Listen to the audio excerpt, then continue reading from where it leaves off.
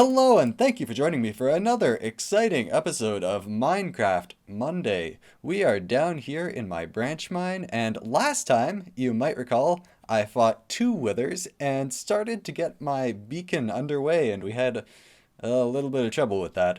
But since then, I have actually scrounged up all of my materials, including gold, and I don't think I mentioned you can use emerald and some of my diamond, and I've made a full beacon. And let me tell you, the effects might surprise you, or maybe not. This is my branch mine now. Actually, there's still half a branch mine over in the other direction, but I used the beacon. Let's just stand by the beacon so that the sunlight shows us the entire extent of this, because if, oh yeah, and it spawns slimes now because we have so much open space. If you go away from the beacon, you kind of get the underground distance, fog, haze, whatever they call it, ether. But yeah, this is about the extent of half a beacon's worth of mining. And the reason that, ow, hey, that's right. That's right. I also dug out kind of the sub-basement here. Didn't pick up as many of the minerals, but I'm working on it. Lots of torches went into this. And most importantly, many pickaxes went into this. The one thing that I must say slowed down my mining the most in this project is having to go and enchant with 33 levels, or repair with 33 levels, my Efficiency 5 Unbreaking 3 Pick O Destiny.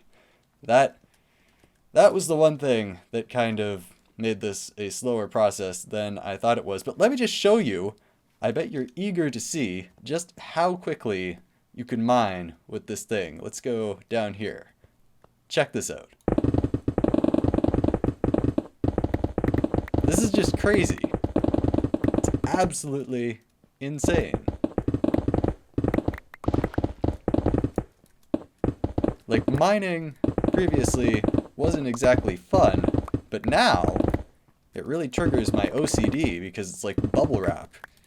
You just have to get all of it in the entire radius of the beacon, and you just can't stop because you go so quickly and you find so many minerals.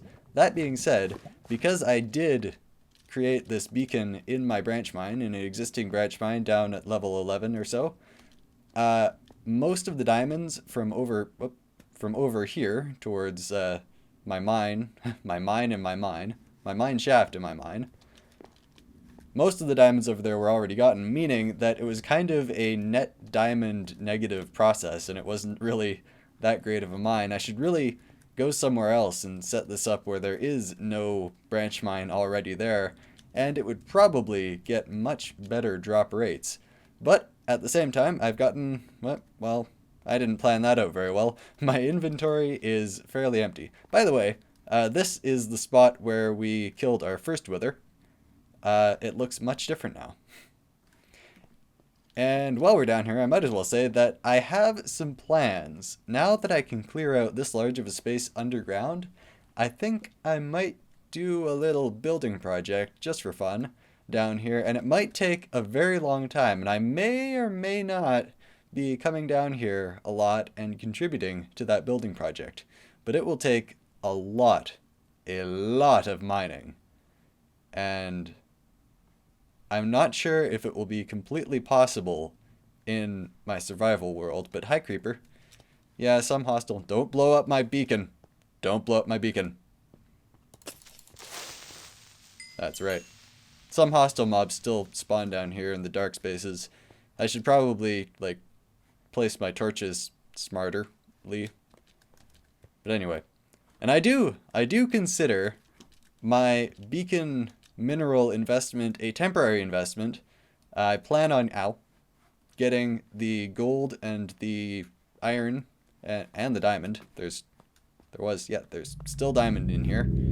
I plan on getting that all back because my new plan, it may not be a very smart plan, but my new plan, I have a plan, is to make an entire beacon out of emeralds, because other than villager trading and the occasional decorative block, blocks of emerald don't really have...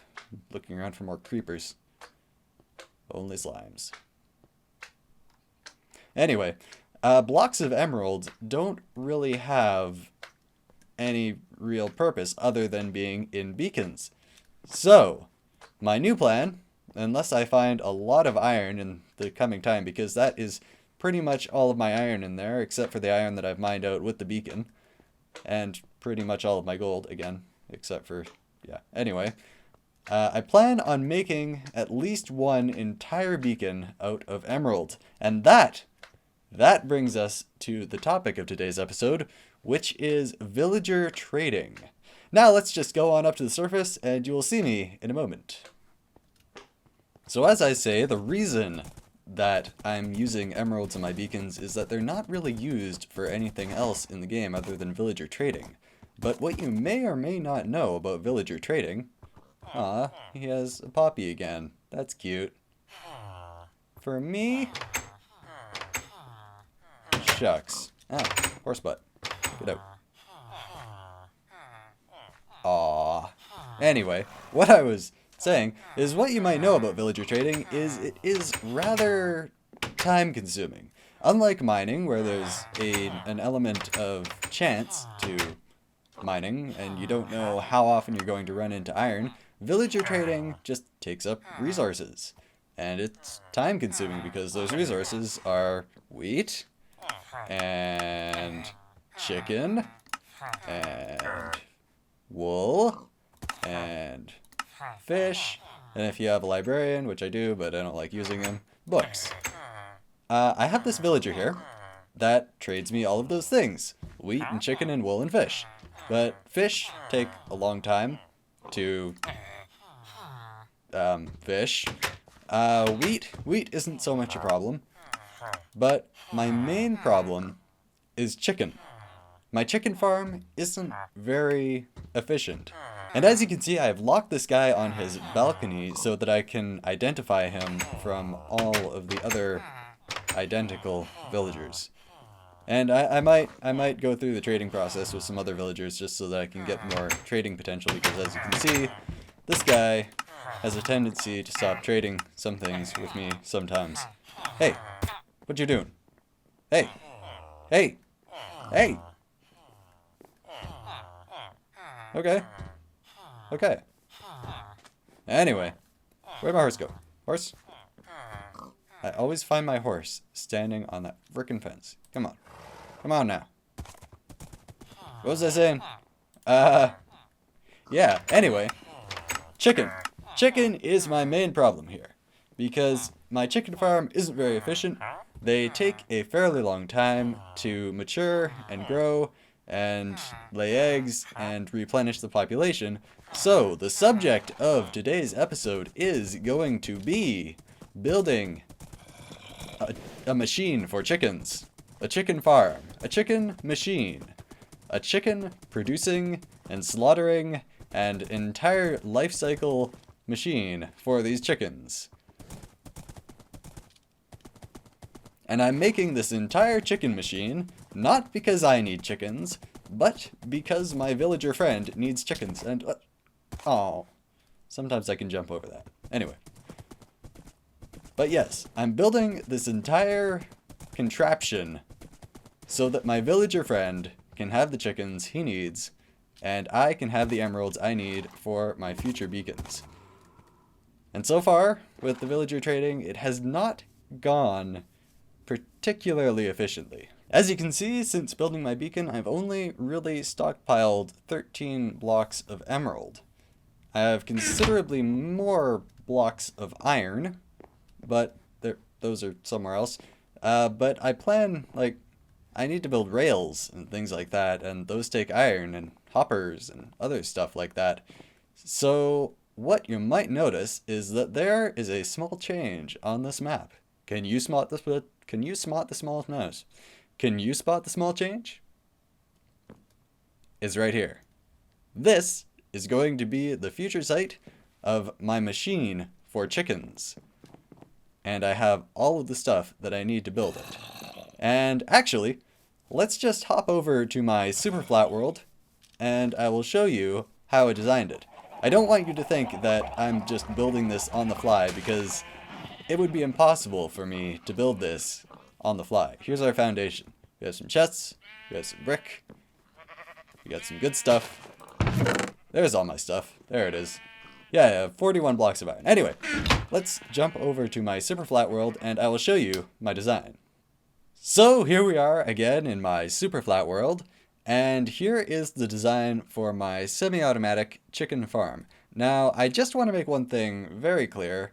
Minecraft has been around for so long at this point that every practical and compact design has probably already been made. So this probably isn't a completely original design, but it was, you know, I didn't really reference anyone in the building of this, so just, you know, give me my moment and then tell me who made this design originally and who I could have saved some time by copying. Anyway, here is what I started with some ugly diamond and red clay and yellow, and anyway.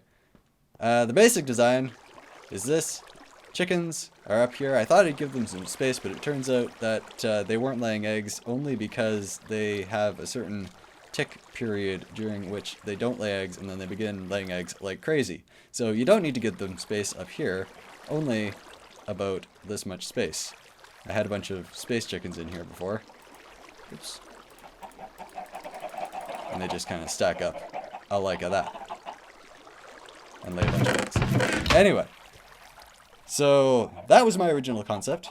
Then I compacted it down into this with a couple of hoppers. And that, and that, and that, and that. And a switch.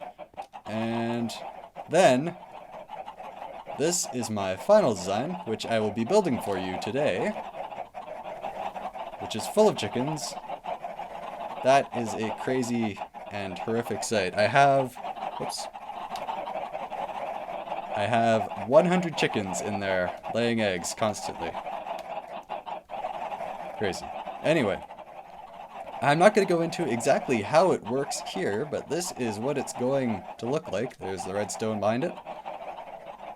And I will explain it, hopefully, as I'm building it in my survival world, because that is where it needs to be, because that is where I need chickens. So I'll see you over there. So here we are back in my survival world, and here is how this chicken machine goes. This machine for chickens. By the way, disclaimer, this machine is highly unethical if you care about the treatment of chickens. Basically, it automatically breeds them, automatically lays eggs, and then automatically kills the grown chickens. So if you care at all about the ethical treatment of your animals, you probably don't want to build this. But I just need a large number of chickens, so this is the way I'm going to do it. If you're alright with that. If you will never forgive me, then I don't blame you. So, it starts with 2 dispensers. One dispenser is going to dispense eggs. Another dispenser is going to dispense a water bucket that I don't have on me at the moment. But that can be fixed. Anyway, this dispenser is going to be hooked up to nothing. It's just going to have, just going to have a, there it is, button. That's not a button. Going to have a button right there to dispense with the dispensing in ink. Anyway, moving on from that, we have a dispenser here, and hooked up to that dispenser is going to be a hooper hopper. Excellent. Hooked up to that hopper is going to be a double wide chest. Hooked up to that double wide chest is going to be, let's go up here, is going to be, wow, no. Oh, I forgot, you can't. You fall off of chests if you try to. Anyway. Going to be another hopper. Hooked up to that hopper is going to be another hopper. Alright. Making sense so far? Oh yeah. And hooked up to this chest is going to be another hopper. So that's 4 hoppers so far in this system. And then around this hopper, do we fall off of hoppers too? No, we don't. Excellent. So we're going to put... Wait. We don't need that. I want to put around this hopper a full 8 blocks of your material of choice. I'm building in stone brick because that's what I have on hand. And around that, I want to put 4 of those. This is where your laying chickens are going to go. I find that 100 chickens has a reasonable drop rate, but what you want to do is have enough chickens so that when the chickens down there are grown, you have a full chest of eggs in your double chest that you can raise into chickens again. I think that number will probably be around 150 or so, but I'll play around with that and I will see if that works. Now I've trapped myself up here because I forgot I wasn't building in creative mode. I need ladders. Okay. And then down the side, just a pillar for like structural support or whatever. And block there. Just because why not? Might as well put a block there. And then glass. We want to glaze this in. 1, 2, 3. And 1, 2. And are we done with this? Yeah, we're done with that. Oh yeah, and I didn't need that. Boom. That went... Oh, thought that went into the hopper. That would have been alright. Anyway. 1, 2, 3. Okay. That's all of our glass. Perfect number. Okay, so basically, this is your basic system. Boom. Whoop. Whoop. Oh no, I'm out of brick. Anyway, this is your basic system. Chickens are... well, chickens are laying eggs up there. Those eggs are going into this chest, which are going into this dispenser, which we're going to hook a circuit up to that will... Sorry. Eggs will go into this dispenser, which we're going to hook a circuit up to make it fire automatically, kind of like our chicken farm over here.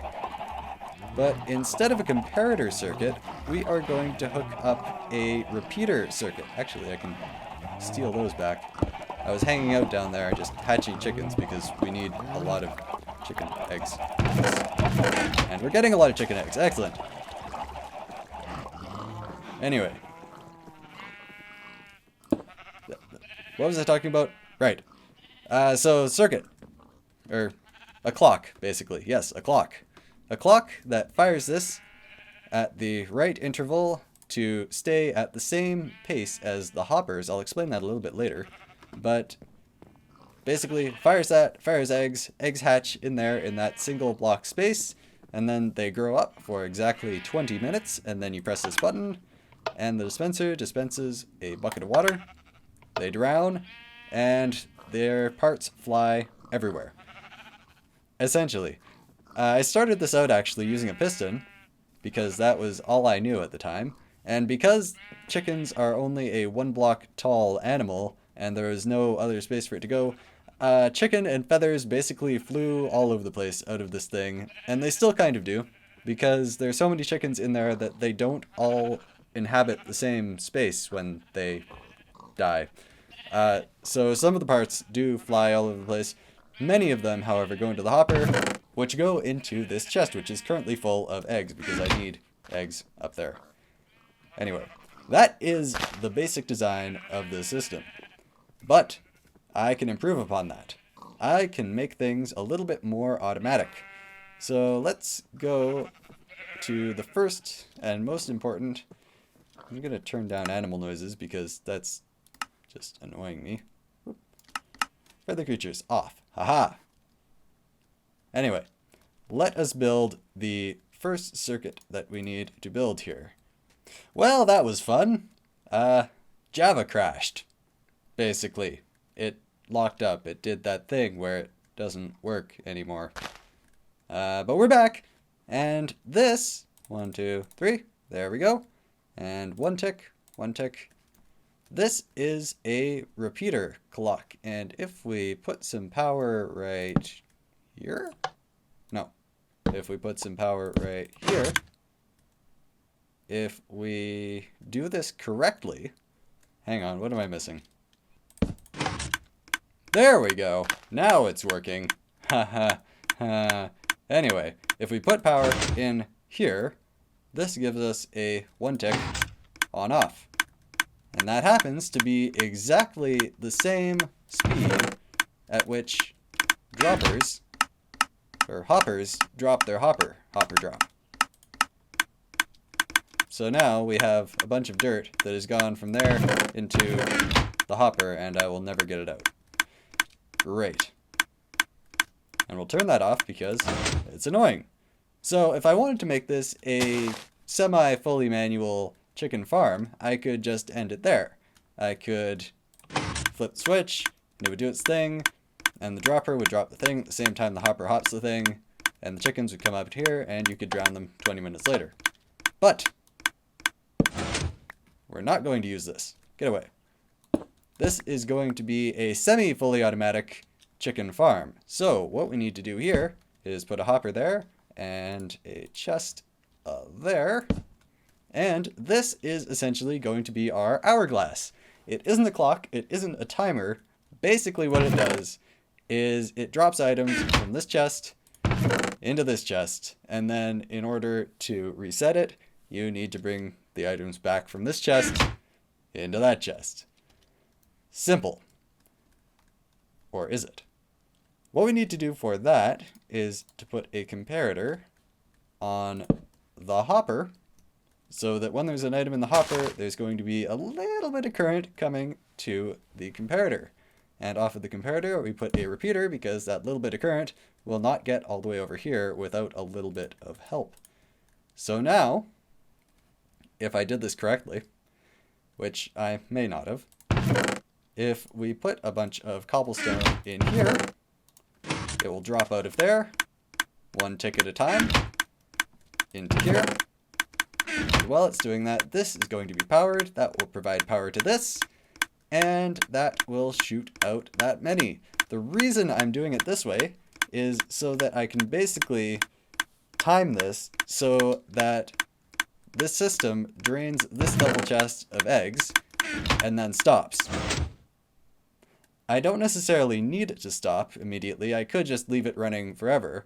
But in order to time this correctly, I need to basically do this in batches. So 1 batch is going to be 1 large chest plus 1 dispenser. And I found that 17 stacks of 64 anything, dirt or cobblestone. I think I'll use cobblestone because I have a lot of it now that I am this cough. You can use 64 stacks of anything. I think I'm going to use cobblestone because I have a lot of cobblestone now that I have this beacon, and I can mine like crazy, constantly and obsessively.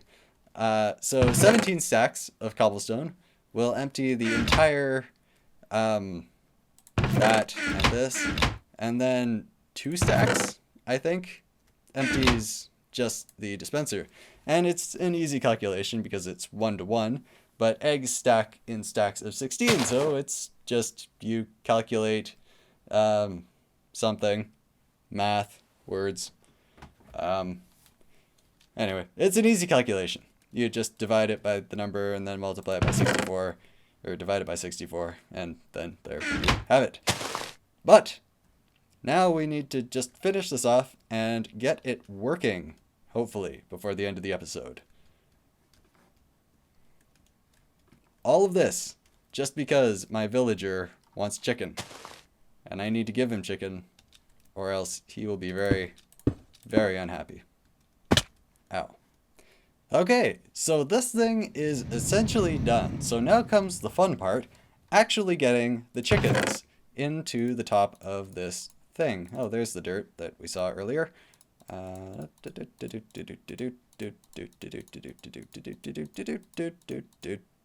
Don't. So, in order to get chickens up there, because I can't just spawn chickens in like I do in my creative world, I need to lay them the old-fashioned way from eggs. Oh, that's That's going to be a problem. That's actually going to be a really big problem. Hang on. I think we can come up with a creative solution for this that looks surprisingly similar to what we have here already.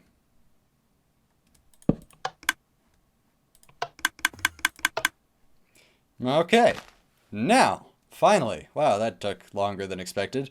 This is a comparator clock. In fact, it is the same comparator clock from my old chicken farm. In fact, I just moved it. Hooked up to a dispenser, which I'm going to fill with eggs. Now, it's alright to use a comparator clock in this case because we don't need to deal with droppers and their limited drop rate, and we can, hopefully, alright, we have animal sounds turned off.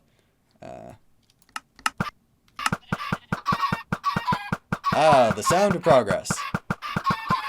And we can just fill this up as necessary. And the goal here is to get at least 100 chickens. Why is that number stagnating?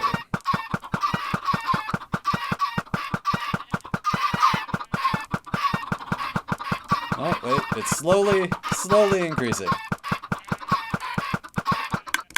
Oh. And we're out. And I move my ladder over to this side. Refill of chickens. Refilling chickens. Chicken. Chicken. Raw chicken. Let's fire her up.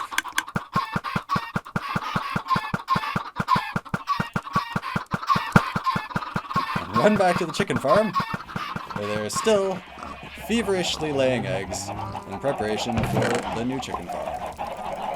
Yay, eggs. And there is going to be a little bit more setup time on this. Shush. A little bit more setup time. How many do we have? About 61? Okay.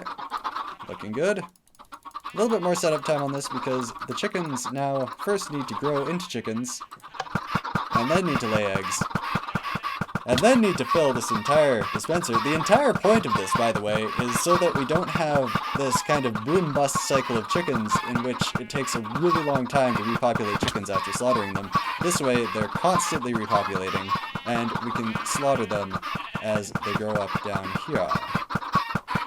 Gonna be obsolete chickens. We have a new chicken farm in town. It's bigger. It's better. It's more efficient. How many? Shush. 123. Let's just put the rest of our eggs here in. Okay, so we have 141 little chickens in there. And I don't want to open this up because they will explode everywhere, and the last thing I want in my world is an explosion of chicken. I'm going to try to get that number up to about 150 in that one square space, and then I'm going to basically take this down, and it will be a self-sustaining system. But that setup time is going to take a little while. So I'm just going to wait around here for a little bit, and you'll see me in a moment. Alright, and we're back, and that horrible noise is being made by all of our mature chickens. And unlike the chickens in my creative world, which were... Oh, they're not doing it anymore. Oh, they used to be glitching. In fact, a moment ago, they were all glitching out of the sides, but I think that might have been because there were chicks and chickens in there, and they didn't really like being in the same place. But now they're just kind of a homogeneous mass of chicken, unlike my creative world in which they were an orderly cylinder of chicken, having just been spawned in there. These guys actually grew up in that hole, but hey, at least they get sunlight. And, anyway. Yeah, it's not a very fun existence up there, but they're laying eggs. They're happy chickens. Rather rapidly, in fact. But yes, I'm just going to turn off that noise, because that's a terrible noise. Let's set up? Yes, that's set up. So, let me give you a small demonstration of how this works and why I've set it up this way. So, the first step, of course, we're not going to have a full load. This is, whoop, wow, that was not smart.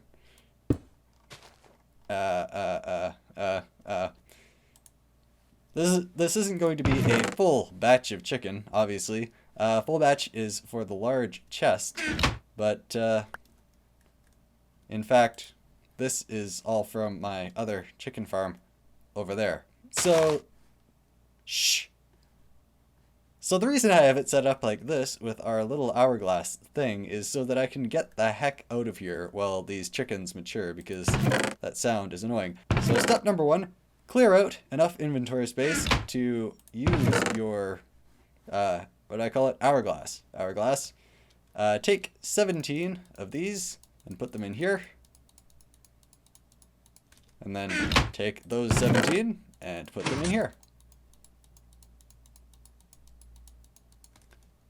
And the reason we can't hear anything is because the volume is turned down. But we would be hearing the sound of chickens being hatched out of here. In fact, volume back up.